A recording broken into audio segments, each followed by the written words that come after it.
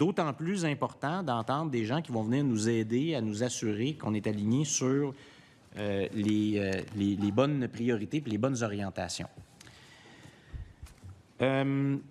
Toujours maître chez nous.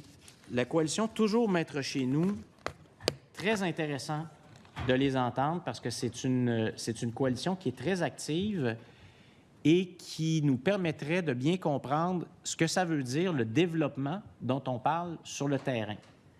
C'est une coalition qui est très présente donc dans le territoire qui est visé par le projet de TES Canada, que j'ai déjà évoqué à quelques reprises ici, mais qui m'apparaît important parce que le projet TES Canada, je le réitère, a été présenté comme un modèle par l'ancien ministre de l'Énergie, Pierre Fitzgibbon, qui dit... Il a qualifié ce projet-là de magique. C'est magique, ce projet-là. C'est ça, ces termes. Puis on en veut plus.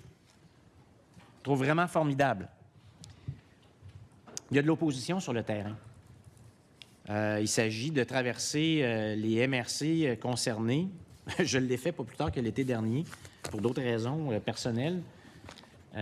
Mais j'ai vu des dizaines et des dizaines et des dizaines d'affiches de gens qui ne sont pas contents de la façon dont se développe le projet TES Canada. Certains qui le rejettent carrément, mais qui disent « Attention, on est toujours maître chez nous et on veut avoir notre mot à dire sur ce projet-là. » Donc, d'entendre des gens sur le terrain qui sont concernés par des projets ou les initiatives dont on parle et qui pourraient obtenir leur blanc-seing à travers le projet de loi qu'on va adopter, ça m'apparaît particulièrement intéressant. Et je vous vois prendre votre micro, Monsieur le Président. Oui. Alors, je vais vous laisser la parole.